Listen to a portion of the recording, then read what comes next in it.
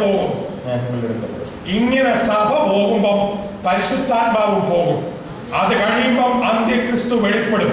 3.5 വർഷത്തെ മഹോദരമ കഴിഞ്ഞിട്ട് സഭ പോകൂ എന്ന് പഠിപ്പിക്കുന്നവരുണ്ട്. ഞാൻ അത് വിശ്വസിക്കുന്നില്ല.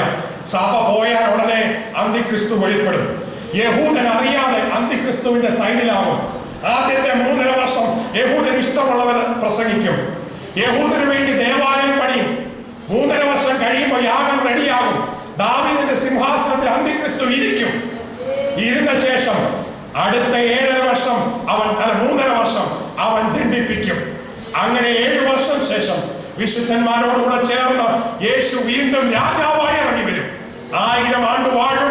അതിനുശേഷം അന്ത്യ ന്യായവിധി വെള്ള സിംഹാസനം ഉണ്ടാകും. ഇത് അറിയുവാനും പഠിക്കുവാനും മനസ്സിലാക്കുവാനും നിങ്ങളുടെ ജീവിതം അതനുസരിച്ച് ക്രമീകരിക്കുവാനും ദൈവം കൃപ തരുമാറാകട്ടെ. എന്റെ അപ്പച്ചനും അമ്മച്ചിയും വിശ്വാസികളായതുകൊണ്ട് അവർ പ്രാർത്ഥിച്ചു. എന്റെ യേശു എന്നെ സൗഖ്യമാക്കി. എന്തുകൊണ്ടാണ് ഞാൻ ഇന്ന് നിങ്ങളുടെ മുമ്പിൽ നിൽക്കുന്നതെന്ന് അറിയാമോ? ഒരു ഹൈഡ്രോകെഫാലിക് മന്ദബുദ്ധിയായ ജോർജ് കോവലിനെ സൗഖ്യമാക്കിയ യേശുവിന് 2 ഹല്ലേലൂയ പറയാനാണ്. എന്റെ കൂടെ കൈയുള്ളവർ മാത്രം, കൈ പൊക്കാൻ ആരോഗ്യമുള്ളവർ മാത്രം ഈ യേശുവിനെ നന്ദി പറയാം. Hallelujah, hallelujah, hallelujah, hallelujah. മറ്റുള്ളവർ പറയും കോവിലെ മിണ്ടാതിരിയടാ. മറ്റുള്ളവർ പറയും നീ എന്തിനാണ് ഇങ്ങനെ കിടക്കുന്നത്. എനിക്ക് അവരോടൊന്നും ഒരു പ്രശ്നമില്ല. എന്റെ കൂട്ടുകാർ പറയും, ഡോക്ടർമാർ പറയും, സ്നേഹിതർ പറയും, എന്നെ കളിയാക്കുന്നവരുണ്ട്, എന്റെ പുറകെ കുറ്റം പറയുന്നവരുണ്ട്. ഇവരോട് ആരോടും എനിക്ക് വിരോധമില്ല. അവരാരും ഹൈഡ്രോകെഫാലിക് അല്ലായിരുന്നു. ഈ കോവൂലായിരുന്നു. ഒരു മന്ദബുദ്ധിയായി വളർച്ചയില്ലാത്തവരായി നശിച്ചു പോകേണ്ട എന്നെ സ്വർഗം സൗഖ്യമാക്കി ഇന്ന് അങ്ങനത്തെ കുഞ്ഞുങ്ങളെ ശുശ്രൂഷിക്കുന്ന ഒരു ന്യൂറോസർജനാക്കി. അതുകൊണ്ടാണ് ഇന്ന് രാത്രി വന്ന് ഞാൻ ദൈവത്തെ സ്തുതിക്കുന്നത്. ഹല്ലേലൂയ. ആര് ഹല്ലേലൂയ പറഞ്ഞില്ലെങ്കിലും കോവൂര് ഹല്ലേലൂയ പറയും. ക്യാമ്പസ് ക്രൂസൈഡിന്റെ ഒരു മീറ്റിങ്ങിന് കാലിക്കറ്റ് ചെന്നപ്പോ ഒരു അച്ചായന്റെ നല്ല മിറ്റത്തായിരുന്നു മീറ്റിംഗ്. അപ്പൊ ഈ അച്ചായൻ പറഞ്ഞു, ഇവിടെ ഹല്ലേലൂയ പറഞ്ഞേക്കല്ലേ ഡോക്ടറെ. ഹല്ലേലൂയ പറയാൻ എനിക്ക് പ്രസംഗിക്കാൻ പറ്റും. ഞാൻ പറഞ്ഞു ശ്രമിക്കാം അപ്പച്ചാന്ന് പറഞ്ഞു. അപ്പച്ച ഫ്രണ്ടിൽ വന്നിരുന്നുണ്ട്. അന്ന് ജയിൽ സൂപ്രണ്ടുണ്ട്, പോലീസ്, അവിടുത്തെ ലോക്കൽ പോലീസ് മേധാവിയുണ്ട്, കുറെ ഡോക്ടർമാരുണ്ട്. ഞാൻ വരുന്നു പറഞ്ഞ ഒത്തിരി പേരുണ്ട്. ഞാൻ ആദ്യം പെരുക്കെ തുടങ്ങി. മീറ്റിംഗ് പകുതിയായപ്പോൾ ഞാൻ നോക്കിയപ്പോ അപ്പച്ചൻ തന്നെ ഹല്ലേലൂയ പറയും.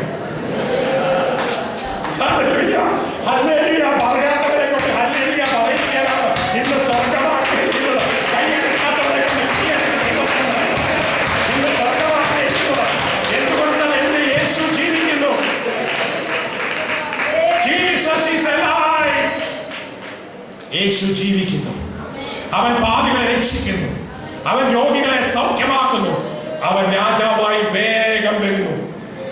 എനിക്ക് മുറിക്കാൻ അറിയാം, കരിക്കാൻ അറിയില്ല. കരിക്കുന്നത് ദൈവമാണ്. അവന്റെ അടിപ്പടകളാൽ നിങ്ങൾക്ക് സൗഖ്യം വന്നിരിക്കുന്നു എന്നാണ് വചനം പറയുന്നത്.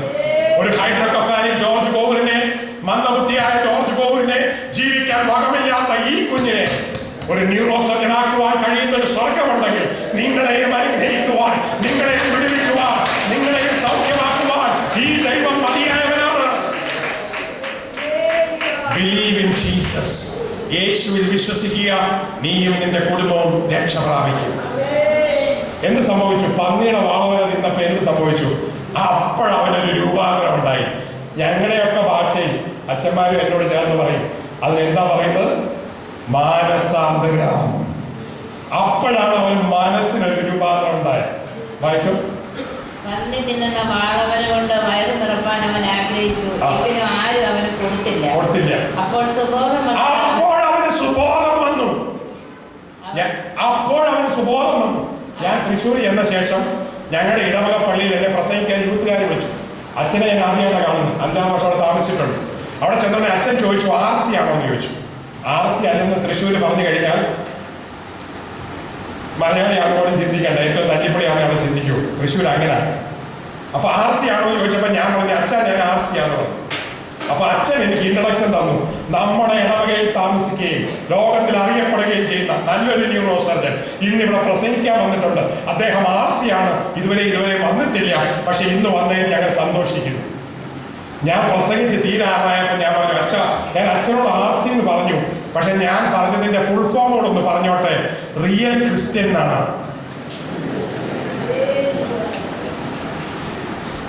ചിലർക്ക് BJP എന്ന് കേൾക്കുമ്പോൾ പേടിയാണ്. എനിക്ക് BJP പേടിയില്ല. BJPയുടെ full form bring Jesus to people എന്നാണ്. നമ്മൾ ചിന്തിക്കുന്ന പോലെയാണ് തിന്മ നമ്മുടെ പുറത്തോട്ട് കയറി വരുന്നത്. ഒരു ശക്തിക്ക് നിന്നെ തൊടാൻ പറ്റുകയില്ല.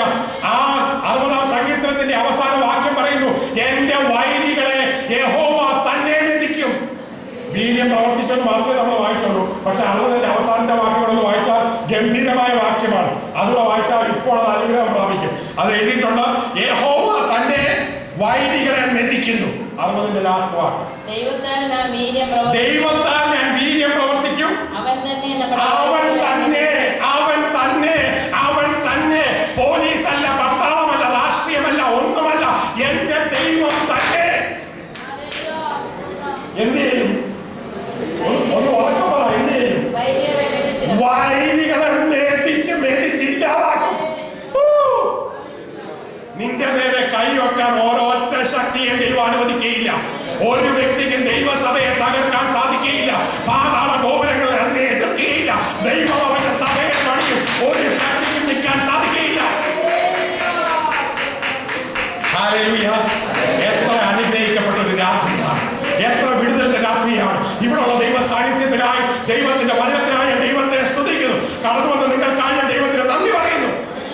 ഇന്ന് ദൈവം നിങ്ങളെ അനുഗ്രഹിക്കാൻ പോവുകയാണ്, വിടുവിക്കാൻ പോവുകയാണ്, രൂപാന്തരം തരാൻ പോവുകയാണ്, ഒരു പുതിയ പ്രതിഷ്ഠയിലേക്ക് നടത്താൻ പോവുകയാണ്. സുബോധം അവന് വന്നു. സുബോധം വന്നപ്പോൾ അവൻ എന്ത് ചെയ്തു? എന്റെ അപ്പന്റെ എത്ര കൂലിക്കാർ ഭക്ഷണം കഴിച്ച് ശേഷിപ്പിക്കുന്നു, ഞാനോ വിശപ്പ് കൊണ്ട് നശിച്ചു പോകുന്നു. സ്വർഗത്തിലെ എന്റെ അപ്പച്ചന്റെ കയ്യിൽ എത്ര വലിയ സമ്പത്താണുള്ളത്, ഞാനോ ഈ ഭൂമിയിൽ നശിച്ചു പോകുന്നു. ഒരു സീക്രട്ട് പറയട്ടെ. സീക്രട്ട് കേൾക്കാൻ ഇഷ്ടമുള്ള എത്ര പേരുണ്ട്?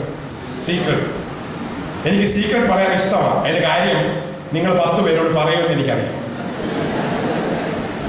അതുകൊണ്ട് ഞാനൊരു സീക്രട്ട് പറയാൻ പോവാണ്. ശ്രദ്ധിച്ച് കേട്ടോണേ. ആദ്യം ഇംഗ്ലീഷിൽ പറയാം, പിന്നെ മലയാളത്തിൽ പറയാം. അപ്പൊ രണ്ടും നിങ്ങൾക്ക് പറയാൻ പറ്റും. God's 1 minute mercy, kindness and goodness. God's 1 minute mercy, kindness and goodness is far better than one man's whole lifetime of hard work. ദൈവത്തിന്റെ ഒരു നിമിഷത്തെ നന്മ ഒരു പുരുഷായുസിന്റെ കഠിനാധ്വാനത്തെക്കാട്ടിലും നല്ലതാണ് എന്ന് മറക്കരുത്. ദൈവത്തിന്റെ സന്നിധിയിലെ നന്മ ഒരിക്കലും ലോകത്തിന് തരുവാൻ സാധിക്കുകയില്ല. അവന്റെ സന്നിധിയിൽ സന്തോഷമുണ്ട്, അവന്റെ സന്നിധിയിൽ വലതുഭാഗത്ത് എന്നും പ്രബോധമുണ്ട്. ഇന്ന് നീ ദൈവസന്നിധിയിലേക്ക് മടങ്ങി വാ. പാപവഴികളെ ഉപേക്ഷിക്കുക, ചീത്ത കൂട്ടുകെട്ടുകളെ വിട്, ദൈവരാജ്യത്തിന് വേണ്ടി ജീവിക്കാൻ സമർപ്പിക്കുക. ഇനി സമയം ബാലൻസ് ഇല്ല, ഇനി നഷ്ടമാക്കാൻ അവസരം ബാലൻസ് ഇല്ല. നീ പന്നിയുടെ തിന്നിട്ട് കിടക്കാതെ സുബോധമുള്ളവനായി മടങ്ങി പിതാവിന്റെ ഭവനത്തിലേക്ക് വരിക. അവന് സുബോധമുണ്ടായി, അവന് മനസ്സിലായി അപ്പന്റെ വീട്ടിൽ ഇതിനെക്കാട്ടിലും സൗകര്യമാണ്. അടുത്ത വാക്യം,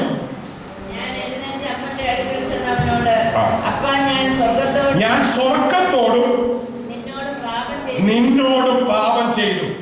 ഇനി നിന്റെ മകന്റെ പേരിൽ ഞാൻ യോഗ്യനല്ല. ഇതാണ് ഏറ്റവും വലിയ ബോധം. ഒരു പാപിക്ക് മാത്രമേ രക്ഷകനെ ആവശ്യമുള്ളൂ, ഒരു രോഗിക്ക് മാത്രമേ വൈദ്യനെ ആവശ്യമുള്ളൂ. ഞാൻ മിടുക്കനാണ്, നല്ലവനായി, എനിക്ക് കുഴപ്പമില്ല എന്ന് ചിന്തിച്ചു കഴിഞ്ഞാൽ രൂപാന്തരവും മാനസാന്തരവും ആവശ്യമില്ല. എന്റെ ജീവിതം തകർന്നിരിക്കുകയാണ്, ഞാൻ പ്രശ്നത്തിലല്ല, എന്റെ പോക്ക് ശരിയല്ല എന്ന് ചിന്തിക്കുമ്പോൾ മാത്രമേ ഒരു രൂപാന്തരം പറ്റുകയുള്ളൂ. ഇവന് മനസ്സിലായി അവൻ ദൈവത്തോടും അപ്പനോടും പാപം ചെയ്തു. അടുത്ത വാക്യം, ഇനി നിന്റെ മകനെന്ന് വിളിക്കാൻ യോഗ്യനല്ല. അടുത്ത വാക്യം, പറഞ്ഞിട്ട് അവൻ പന്നിയുടെ കൂടെ സൃഷ്ടായുസ് മുഴുവൻ ജീവിച്ചു. ആണോ? അല്ല. അടുത്ത വാക്യം, അങ്ങനെ അവൻ എഴുന്നേറ്റു. ഇന്ന് നിങ്ങൾ എഴുന്നേക്കണം, നിങ്ങളുടെ രീതിയിൽ നിന്ന് എഴുന്നേക്കണം. ദുഷ്ടന്മാരുടെ ആലോചന പ്രകാരം നടക്കാതെ, പാപികളുടെ വഴിയിൽ നിൽക്കാതെ, പരിഹാസികളുടെ ഇരിപ്പിടത്തിൽ ഇരിക്കാതെ. സങ്കീർത്തനം 1, യഹോവയുടെ ന്യായപ്രമാണത്തെ രാപ്പകൽ ധ്യാനിച്ച് അത് പ്രമാണിക്കുന്നവനാണ് ഭാഗ്യവാൻ. അവൻ ആന്തരികത്തിൽ നട്ടതും തക്ക കാലത്ത് ഫലം കായ്ക്കുന്നതുമായ വൃക്ഷം പോലെയാകും. എഴുന്നേൽക്കണം. പരിഹാസികളുടെ ഇടത്ത് നിന്ന്, തിന്മ ചെയ്യുന്നവരുടെ ഇടയ്ക്ക് നിന്ന് എഴുന്നേറ്റ് ദൈവത്തിന്റെ സന്നിധിയിലേക്ക് ഓടണം. അവൻ എഴുന്നേറ്റ് അപ്പന്റെ അടുക്കിലേക്ക് ഓടി. അടുത്ത വാക്യം. ദൂരത്ത് നിന്ന് തന്നെ അപ്പൻ അവനെ കണ്ടു. ദൂരത്ത് നിന്ന് തന്നെ അപ്പൻ അവനെ കണ്ടു. മനസ്സറിഞ്ഞ് ഓടിച്ചെന്ന് അവന്റെ കഴുത്ത് കെട്ടിപ്പിടിച്ച് അവനെ ചുംബിച്ചു. പന്നിയുടെ നാറ്റവും വൃത്തികെട്ട വസ്ത്രവും കീറിപ്പറഞ്ഞ ഉടുപ്പുമായിട്ട് വന്നവനെ, മോനെ പോയി നീ ഒന്ന് കുളിച്ചിട്ട് വാടാ, അത് കഴിഞ്ഞ് കെട്ടിപ്പിടിക്കാമെന്ന് പറഞ്ഞു. ഈ കാര്യം യേശു പറഞ്ഞത് എന്തിനാണെന്നറിയാമോ? പിതാവിന്റെ സ്നേഹത്തെ കുറിച്ച് പറയുകയാണ്. അഴിഞ്ഞ വസ്ത്രവുമായി, പാപവുമായി, തിന്മയുമായി നമ്മൾ ദൈവത്തിന്റെ അടുക്കൽ വരുമ്പോൾ നഷ്ടപ്പെട്ടവനെ തേടി വന്ന ദൈവം നമ്മെ അങ്ങ് കെട്ടിപ്പിടിക്കും. ഇന്ന് എത്ര പേർക്ക് ദൈവത്തിന്റെ കെട്ടിപ്പിടൽ വേണം? ദൈവം എന്നെ ഒന്ന് കെട്ടിപ്പിടിക്കണമെന്ന് പറഞ്ഞ് എന്ത് സുഖമാണെന്നറിയാമോ? ദൈവം കെട്ടിപ്പിടിക്കുമ്പോൾ പിതാവ് നിന്നെ അങ്ങ് കെട്ടിപ്പിടിക്കും. ദൈവം നിന്നെ കെട്ടിപ്പിടിക്കും. അടുത്ത വാക്യം. അവനെ ചുംബിച്ചു. എന്റെ ചിന്ത ഇങ്ങനെയാണ്, ഈ അപ്പച്ചൻ നേരത്തെ ഇങ്ങനെ നോക്കിയിരിക്കുകയാണ്, അല്ലെങ്കിൽ വരുന്നത് കാണാൻ ഒപ്പഴേ ഓടണമെങ്കിൽ ഡെയിലി ഇങ്ങനെ നോക്കിയിരിക്കുകയാണ്. എപ്പോ ഇവൻ മാനസാന്തരപ്പെടും, എപ്പോ ഇവൻ നേരെയാകും, എപ്പോ ഇവൻ പ്രാർത്ഥനയ്ക്ക് വരും എന്ന് പറഞ്ഞ് സ്വർഗം നോക്കിക്കൊണ്ടിരിക്കുകയാണ്. ഓടിച്ചെന്നു. എന്റെ ചിന്ത ഇങ്ങനെയാണ്, രണ്ട് മുഖത്തും അങ്ങ് ഉമ്പാടിച്ചു. അവൻ തന്നെ ബോധം കെട്ടിലാണ്. ദൈവത്തിന്റെ കയ്യിൽ നിന്ന് അങ്ങനെ ഒരു ആശ്ലേഷം, അങ്ങനെ ഒരു സ്നേഹം ഇന്ന് രാത്രി ഒന്ന് അനുഭവിക്കട്ടെ. ഇതുവരെ സ്നേഹം കിട്ടാത്ത സഹോദര, ഇതുവരെ തള്ളപ്പെട്ട സഹോദരി, നിന്നെ സ്നേഹിക്കുന്ന ഒരു സ്വർഗമുണ്ട്. നിന്നെ ആരെങ്കിലും ചെയ്യാൻ ആഗ്രഹിക്കുന്ന ഒരു ദൈവമുണ്ട്. ഉമ്മ വെക്കാൻ കൊതിക്കുന്ന ഒരു ദൈവമുണ്ട്. അത് ശക്തിയുള്ളതാണ്, അത് സ്നേഹമുള്ളതാണ്, അത് രൂപാന്തരമുള്ളതാണ്. അടുത്ത വാക്യം വേഗം വായിച്ചു. മകൻ അവനോട്, അപ്പാ ഞാൻ സ്വർഗത്തോട് നിന്നോട് പാപം ചെയ്തിരിക്കുന്നു, ഇനി നിന്റെ മകൻ എന്ന് വിളിക്കപ്പെടുവാൻ ഞാൻ യോഗ്യനല്ല എന്ന് പറഞ്ഞു. നീ പറഞ്ഞതൊക്കെ ശരിയാ മോനെ, നിനക്ക് ഇപ്പോഴെങ്കിലും ബോധം വന്നല്ലോ. നീ ഇവിടെ വീട്ടുകാരിൽ എങ്ങനെ ജോലിക്കാരനെ ഇവിടെ നിൽക്കാനാണോ പറഞ്ഞേ? അല്ല, അപ്പൻ ഇവന്റെ എക്സ്പ്ലനേഷൻ ഒന്ന് കേട്ടോണ്ട് ഇവന്റെ കാര്യമൊന്നും നോക്കിയില്ല. അപ്പൻ ദാസന്മാരോട് പറഞ്ഞു, സ്വർഗത്തിലെ ദൂതന്മാരോടൊക്കെ പറഞ്ഞു, അവൻ എന്ത് ചെയ്യുക, അവൻ എന്ത് ചെയ്യുക, നല്ലൊരു വസ്ത്രം ഇടുക. യേശുവിന്റെ നീതിയായ വസ്ത്രം ഇന്ന് നിങ്ങളുടെ മേൽ ധരിക്കാൻ പോവുകയാണ്. നിങ്ങളുടെ പാപവസ്ത്രമല്ല, കാൽവരിയിൽ ദൈവം നിങ്ങൾക്ക് വേണ്ടി ഒരുക്കിയിരിക്കുന്ന യേശുവിന്റെ നീതി വസ്ത്രം അവൻ നിന്റെ മേലിടും. കല്യാണ വസ്ത്രം ഇല്ലാത്തവന് മണവാട്ടിയായി പോകുവാൻ സാധിക്കില്ല. അടുത്ത വാക്യം. ഇവന്റെ കൈക്ക് മോതിരവും അധികാരത്തിന്റെ മോതിരം അവന്റെ കയ്യിലിട്ടു. അടുത്ത വാക്യം. കാലിന് ചെരുപ്പ് ഇടുക. അവന്റെ അവകാശങ്ങൾ മടക്കി കൊടുത്തുകൊണ്ടുള്ള ചെരുപ്പ് അവന്റെ കാലിട്ട് കൊടുത്തു. അടുത്ത വാക്യം. ഏറ്റവും നല്ലൊരു പാർട്ടി അവന് വേണ്ടി ഒരുക്കി. ഇത് വല്ലോ ഇവൻ പ്രതീക്ഷിച്ചിരുന്നോ? ഹലോ, എന്തെങ്കിലും പ്രതീക്ഷിച്ചിരുന്നോ? നിങ്ങൾ പ്രതീക്ഷിക്കാത്തതാണ് സ്വർഗം തരുന്നതെന്ന് ഈ കഥയെങ്കിലും വായിക്കുമ്പോൾ ഒന്ന് മനസ്സിലാക്കണേ. ഒരു വലിയ തടിപ്പിച്ച കാളക്കുട്ടിയെ ആവത്ത് നിന്നെ പോഷിപ്പിക്കുവാൻ സ്വർഗം ആഗ്രഹിക്കുന്നു. വിടുതലും സൗഖ്യവും നന്മയും തരുവാൻ സ്വർഗം ആഗ്രഹിക്കുന്നു. എത്ര പേര് റെഡിയാണ്? ഹല്ലേലൂയ പറഞ്ഞ് നടന്നുകൊണ്ട് ഒരു ആശുപത്രി ദൈവം എനിക്ക് തന്നു. ദൈവത്തെ സ്തുതിച്ചാൽ God is no man's debtor. ദൈവരാജ്യത്തിന് വേണ്ടി എന്തെങ്കിലും ചെയ്താൽ 100 മടങ്ങ് ദൈവം മടക്കി തരും. ദൈവം ഒരു മനുഷ്യന്റെ കണക്കാരനല്ല. ഒരു ഗ്ലാസ് വെള്ളം കൊടുത്താൽ ദൈവം അനുഗ്രഹിക്കും, സമയം കൊടുത്താൽ ദൈവം അനുഗ്രഹിക്കും, ആയുസ് കൊടുത്താൽ ദൈവം അനുഗ്രഹിക്കും. ദൈവം നന്മയാൽ നമ്മെ നിറയ്ക്കും. അടുത്ത വാക്യം. ഈ എന്റെ മകൻ മരിച്ചവനായിരുന്നു, വീണ്ടും ജീവിച്ചിരിക്കുന്നു, കാണാതെ പോയിരുന്നു, കണ്ടുകിട്ടിയിരിക്കുന്നു. കാണാതെ പോയിരിക്കുന്നതിനെ തേടി സ്വർഗത്തിൽ നിന്ന് വന്ന സ്വർഗത്തിന്റെ ഓമനകുമാരനായ എന്റെ യേശു കുണ്ടറയിൽ ഇന്ന് രാത്രി ഈ YMCA ഹാളിൽ കടന്നു വന്നിരിക്കുന്നതിനാൽ ഞാൻ ദൈവത്തെ സ്തുതിക്കുന്നു. എനിക്കൊരു അനുഭവം കൂടെ പറയണമെന്ന് ആഗ്രഹമുണ്ട്. ഒത്തിരി സാക്ഷ്യങ്ങളുണ്ട്. ഒന്നോ രണ്ടോ കൂടെ പറഞ്ഞിട്ട് ഞാൻ ക്ലോസ് ചെയ്യാൻ പോവാണ്. ഒരനുഭവം ഞാൻ പറയട്ടെ.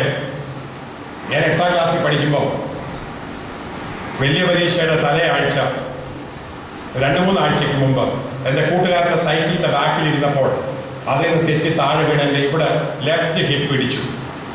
എഴുന്നേറ്റപ്പോൾ നടക്കാൻ പറ്റുന്ന ഒരു വലിയ വേദന. ഞൊണ്ടി ഞാൻ നടക്കാൻ തുടങ്ങി. ഈ ഞൊണ്ടൽ കൂടി വന്നു.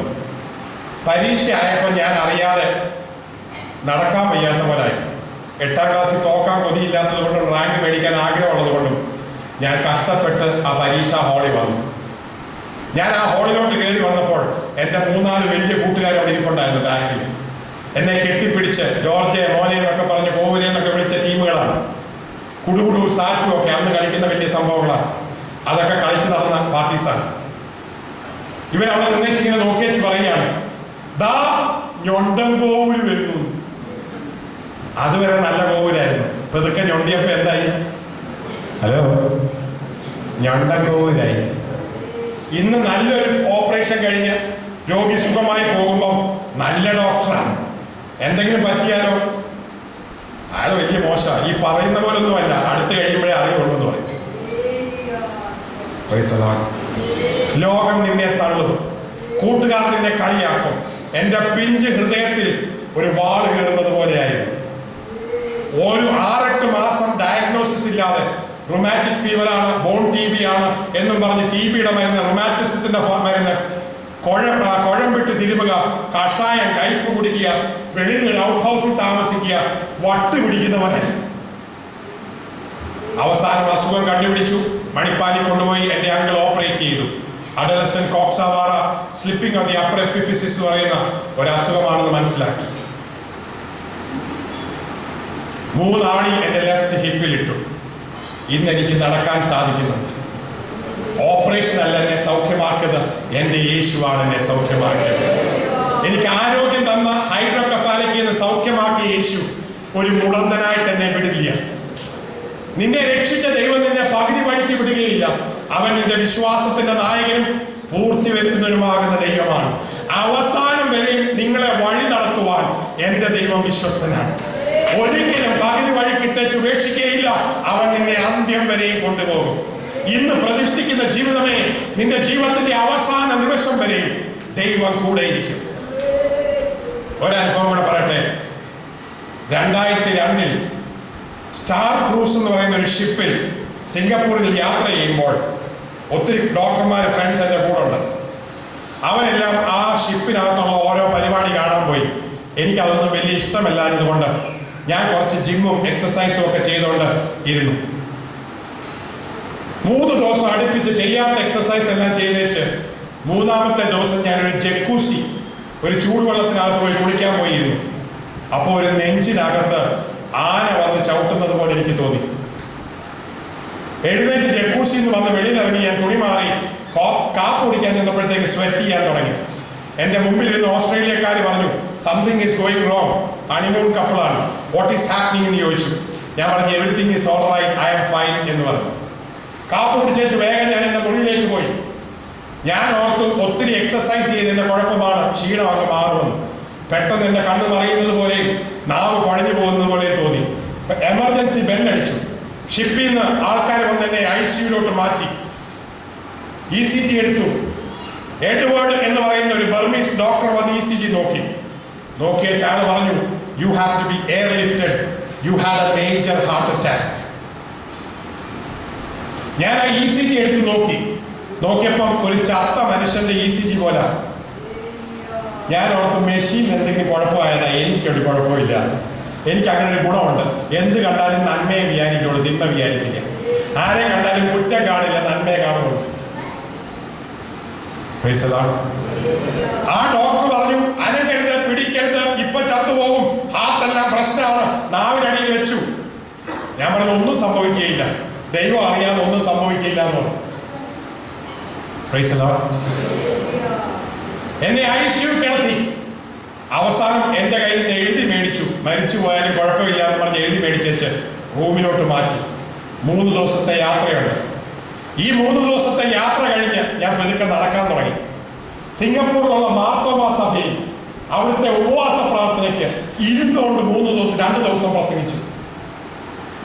എനിക്ക് മറക്കാൻ പറ്റുകയില്ല. അന്ന് താമസിച്ചത് അവിടെ ഒരു മാർത്തോമാ ഫാമിലിയിലാണ്. അതിനുശേഷം നടന്ന് നൈറ്റ് സഫാരി പോയി. പെട്ടിയെടുത്ത് ഞാൻ തൃശ്ശൂരിൽ വന്നു. വെള്ളിയാഴ്ച ശനിയാഴ്ച ബിസി ആയിരുന്നു. ഞായറാഴ്ച റൗണ്ട്സിന്റെ സമയത്ത് ഡോക്ടർ മോളി ENT സർജൻ, അദ്ദേഹത്തോട് ഞാൻ പറഞ്ഞു, എനിക്കൊരു നെഞ്ചുവേദനയും ഹാർട്ട് അറ്റാക്ക് ഉണ്ടെന്ന് തോന്നുന്നത്, എന്താണെന്ന് അറിയില്ല. പുള്ളിയുടെ ഹസ്ബൻഡ് കാർഡിയോളജിസ്റ്റാണ്. 10 മിനിറ്റ് കൊണ്ട് 10 സെക്കൻഡ് കൊണ്ട് പെട്ടെന്ന് മോളി ജോയിയെ കറക്കി വെച്ച് ഓടി വായോ, കോവിഡിന് അറ്റാക്ക് പറ്റിയെന്നാ തോന്നുന്നത്, വേഗം ഒന്ന് വാക്ക് പറഞ്ഞിട്ട് ഉറങ്ങിക്കിടക്കുന്ന ഞായറാഴ്ച സുഖമായിട്ടിരിക്കുന്ന ഭർത്താവിനെ വിളിച്ചുകൊണ്ടുവന്നു. പെണ്ണുങ്ങളല്ലേ വെല്ലം കേട്ട് കഴിഞ്ഞാൽ ഉടനെ ഭൂകമ്പം ഉണ്ടാക്കും. സഹോദരി എന്നെ സ്നേഹിച്ചിട്ട് വേഗം എന്നെ ECG എടുപ്പിച്ചു. അപ്പോഴത്തേക്ക് ജോയ് വന്നു, നോക്കിയപ്പോ പറഞ്ഞു ശരിയാണ്, ഒരു അറ്റാക്ക് കഴിഞ്ഞു, ഒരാഴ്ചയായില്ലേ, ഇനിയും ഒന്നും ചെയ്തിട്ട് കാര്യമില്ല. ആ സമയത്ത് വന്നിരുന്നെങ്കിൽ ICU കിടത്തി ഞങ്ങൾ കുറച്ച് വിഷം കുത്തിവെച്ച് തന്നേനെ.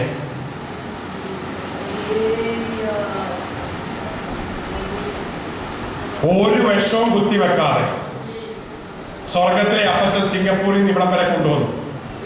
എന്താ കാര്യം എന്നറിയാമോ? ഞാൻ ഡെയിലി അടിക്കുന്നത് ഭക്ഷണമല്ല, ദൈവത്തിന്റെ വാഗ്ദത്തങ്ങളാണ്. മനുഷ്യൻ അപ്പം കൊണ്ട് മാത്രമല്ല ജീവിക്കുന്നത്, ദൈവത്തിന്റെ വായിൽ നിന്ന് വരുന്ന വചനത്താൽ ജീവിക്കുന്നു. ആ 3 ദിവസം ഞാൻ പറഞ്ഞ വാക്ക് എന്താണെന്നറിയാമോ? ഞാൻ മരിക്കില്ല, ജീവിച്ചിരുന്ന ദൈവത്തിന്റെ മഹത്വത്തെ ഘോഷിക്കും. കോവിഡ് മറിച്ചാൽ ഹല്ലേലൂയ പറയുന്ന ഒരു ന്യൂറോ സർജൻ ഉണ്ടാകുകയില്ല. കുണ്ടറയിൽ വന്ന് നിങ്ങളുടെ മുമ്പിൽ സാക്ഷ്യം പറയാൻ അവസരം ലഭിക്കുകയില്ല. 2016 കുണ്ടറയിൽ വരുന്നത് ദൈവത്തിന്റെ ഇഷ്ടമായതുകൊണ്ട് ഞാൻ മരിക്കുകയില്ലെന്ന് എനിക്ക് ഉറപ്പുണ്ടായിരുന്നു. എത്ര പേർക്ക് ഉറപ്പുണ്ട്? ദൈവം നിങ്ങളുടെ ജീവിതത്തിൽ ചെയ്യാനുള്ള എല്ലാ പ്രവൃത്തിയും ചെയ്ത ശേഷം മാത്രമേ നിങ്ങൾ യാത്രയാകുകയുള്ളൂ. കുന്നംകുളത്തൊന്നൊരു റേഷൻ കട നടത്തുന്ന അപ്പച്ചൻ സ്ട്രോക്കായിട്ട് വന്ന് രക്ഷപ്പെട്ടു. പിന്നെ ജോലിയൊക്കെ പുള്ളി നിർത്തി. ഇപ്പൊ അമ്മച്ചിയാണ് ജോലി ചെയ്യുന്നത്. അമ്മച്ചി വിഷമിച്ച് മടുത്തു റേഷൻ കടയും വീടുകടയും. അപ്പൊ അപ്പച്ചനോട് ചോദിച്ചു ഇനി എന്താ പരിപാടി എന്ന് ചോദിച്ചു. പിന്നെ അപ്പച്ചനോട് പറയാം, ഡോക്ടറെ ഞാൻ കുഴിയിലോട്ട് പോകാൻ റെഡിയായിട്ടിരിക്കുകയാണ്. ഞാൻ അപ്പച്ചനോട് പറഞ്ഞു, അപ്പച്ചൻ ഞാൻ കുഴിയിലോട്ടല്ല പോകുന്നത്, ഞാൻ സ്വർഗത്തിലോട്ടാണ് പോകുന്നത്. ചില കുഴിയിലോട്ട് പോകാനാണ് റെഡിയായിട്ടിരിക്കുന്നത്. ഇവിടെ കുഴി പോകാനിരിക്കുന്ന ആരുമില്ലെന്ന് ഞാൻ വിശ്വസിക്കുന്നു. നമ്മളാരും കുഴിയിൽ പോയി അവസാനിക്കുന്നവരല്ല, കാഹളം ധ്വനിക്കുമ്പോൾ സ്വർഗത്തിൽ പോകേണ്ടവരാണ്. Hallelujah, hallelujah. ഇന്ന് എത്ര പേര് റെഡിയാണ് കാഹളം ധ്വനിക്കുമ്പോൾ പോകാൻ? എത്ര പേര് റെഡിയാണ് ജീവന്റെ പുസ്തകത്തിൽ പേരുണ്ടെന്ന് ഉറപ്പുള്ളവര്? എത്ര പേര് റെഡിയാണ് എന്റെ ശബ്ദം യേശു കേൾക്കുന്നു, യേശുവിന്റെ ശബ്ദം ഞാൻ കേൾക്കുന്നു, എന്റെ ആളുകളുടെ ശബ്ദം കേൾക്കുന്നു, അവർ എന്റെ പിന്നാലെ വരുന്നു? ഞാൻ എന്റെ ആ അനുഭവം ചുരുക്കട്ടെ. എന്റെ ഭാര്യയുടെ വീട്ടുകാരെ തീരുമാനിച്ചു മെഡ്രാസിൽ കൊണ്ടുപോയി അപ്പോളോ ഹോസ്പിറ്റൽ മാത്യു സാം കളരിക്കലെ കൊണ്ട് ആൻജിയോഗ്രാം ചെയ്യിക്കണം. ആൻജിയോഗ്രാം എടുത്തപ്പോൾ ഏറ്റവും വലിയ artery, coronary artery, left anterior descending artery LAD 100%, 100%, 4 centimetre total block. ഇത് വേറെ എളുപ്പം ഉണ്ടായിരുന്നെങ്കിൽ ഫിനിഷ് ഫ്യൂസ് ഊരിപ്പോയത്. സ്വർഗത്തിലെ അപ്പച്ചൻ എനിക്ക് ആയുസ് തന്നു. 2002 ആൻജിയോപ്ലാസ്റ്റി ചെയ്തു. ഇറങ്ങി വന്നോടനെ പറഞ്ഞു വണ്ടി ഓടിക്കരുത്, അധികം സ്ട്രെയിൻ ചെയ്യരുത്, വലിയ ഓപ്പറേഷനോ പ്രസംഗങ്ങളോ ഒന്നും ചെയ്യില്ല, ശാന്തമായിട്ട് ജീവിക്കണം. പിറ്റേ ആഴ്ച തന്നെ പെരുമ്പാവൂർ വന്ന് പ്രസംഗിച്ചു പോയി. അന്ന് ഞങ്ങളവിടെ വന്ന് ആ പ്രസംഗത്തിന് പോയപ്പോ എന്റെ ഭാര്യ മകനെ കൂടെ വിട്ടു, എല്ലാം അറ്റാക്ക് ഉണ്ടായി തിരിച്ചു കൊണ്ടുവരാനായിട്ട്. ഞാൻ ഭാര്യയോട് ചോദിച്ചു എത്ര വർഷം മകൻ കൂടെ വരുമെന്ന് ചോദിച്ചു. ഒരു അറ്റാക്കിൽ നിന്നെ അവസാനിപ്പിക്കാൻ സാധിക്കുകയില്ല, ഒരു ഡയബറ്റിസിന് നിന്നെ ഒതുക്കാൻ സാധിക്കുകയില്ല, ഒരു നെഞ്ചുവേദനയ്ക്ക് നിന്നെ ഇല്ലാതാക്കാൻ സാധിക്കുകയില്ല, ഒരു പുറം വേദനയ്ക്ക് നിന്റെ ജീവനെ തകർക്കാൻ സാധിക്കുകയില്ല. അതിനെ ജയിക്കുന്ന ദൈവശക്തി ഈ മൺകൂടാരത്തിൽ ദൈവം ഒഴുക്കാൻ പോകുന്നില്ല. ഞാൻ ദൈവത്തെ ശ്രദ്ധിക്കുന്നു. ഇന്ന് രാത്രി പ്രാർത്ഥിക്കുന്ന എല്ലാ വ്യക്തികളുടെ മേലും ക്രിസ്തുവിനെ മരിച്ചവൻ ഉയർപ്പിച്ച ഉയർപ്പിന്റെ ശക്തി ദൈവം ദാനമായി ഒഴുക്കാൻ പോവുകയാണ്. ആൻജിയോപ്ലാസ്റ്റി അല്ല എന്നെ സൗഖ്യമാക്കിയത്, എന്റെ യേശുവാണ്. ചില വർഷങ്ങൾക്ക് ശേഷം ചുണങ്ങമ്പേരി എന്ന് പറയുന്ന സ്ഥലത്ത് കന്യാസ്ത്രീമാർക്ക് വേണ്ടി മാത്രം ഒരു ഫുൾ ഡേ ധ്യാനം നടത്തിയേച്ച് വൈകിട്ട് 9 മണിക്ക് ഞാൻ അവിടെ നിന്ന് ഇറങ്ങാൻ തുടങ്ങിയപ്പോൾ ഒരു കന്യാസ്ത്രീ എൻ്റെ ഇടയ്ക്ക് വന്നേച്ച് പറഞ്ഞു, എനിക്ക് 40% ബ്ലോക്ക് ഉണ്ടായിരുന്നുള്ളൂ, ഞാൻ അധികം നടക്കുകയോ ചാടുകയോ ഒന്നും ചെയ്യുന്നില്ല. ഡോക്ടർ ഇങ്ങനെ ചാടുകയും വെള്ളം ഉണ്ടാക്കുകയൊക്കെ ചെയ്യുന്ന കണ്ടപ്പോൾ എനിക്ക് കൊതി വന്ന് അതുപോലെ ഒന്ന് ചെയ്യാൻ. ഇന്ന് രാത്രി കൊതി വന്നവർക്കായി ഞാൻ ദൈവത്തെ സ്തുതിക്കുന്നു. ദൈവത്തെ ചാടി മഹത്വപ്പെടുത്തുവാൻ കൊതി വന്നവർക്കായി ഞാൻ ദൈവത്തെ സ്തുതിക്കുന്നു. എന്റെ ദൈവം സ്തുതിക്ക് യോഗ്യനാണ്, അവൻ ആരാധനയ്ക്ക് യോഗ്യനാണ്, അവൻ മഹത്വത്തിന് യോഗ്യനാണ്. അറുക്കപ്പെട്ട കുഞ്ഞാടെ ഞങ്ങൾ നിന്നെ ആരാധിക്കുന്നു. യേശുവേ ഞങ്ങൾ നിന്നെ മഹത്വപ്പെടുത്തുന്നു.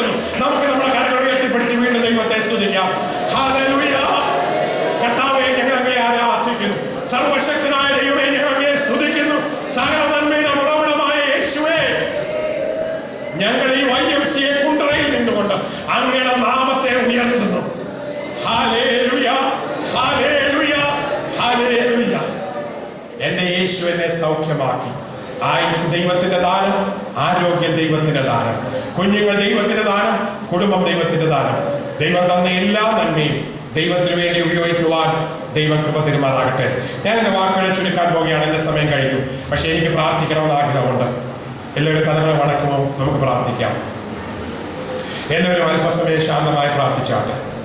കേട്ട ദൈവാചനത്തിന് മുമ്പിൽ യേശുവിനെ ഹൃദയത്തിലേക്ക് സ്വീകരിച്ച് ഇന്നു മുതൽ ദൈവത്തിന്റെ പൈതലായി, സുവിശേഷത്തിന്റെ സാക്ഷിയായി, വചനം വായിച്ച് പ്രാർത്ഥിച്ച് ആരാധിച്ച് ദൈവത്തെ മഹത്വപ്പെടുത്തി ദൈവരാജ്യത്തിന് വേണ്ടി ജീവിപ്പാൻ ഒന്ന് പ്രതിഷ്ഠിക്കാം.